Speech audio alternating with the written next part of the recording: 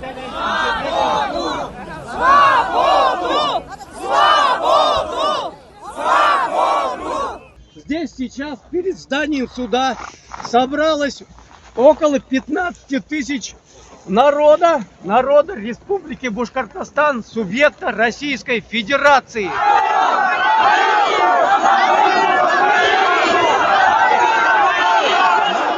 Мы народ, который хотим соблюдения конституционных прав, мы хотим соблюдения закона. Руководитель республики Хабиров не справляется со своими должностными обязанностями. Мы требуем отставки руководителя Республики Башкортостан Хабирова. Просим, чтобы было сейчас какое-то внешнее управление. Мы за справедливость! Хабиров, отставку!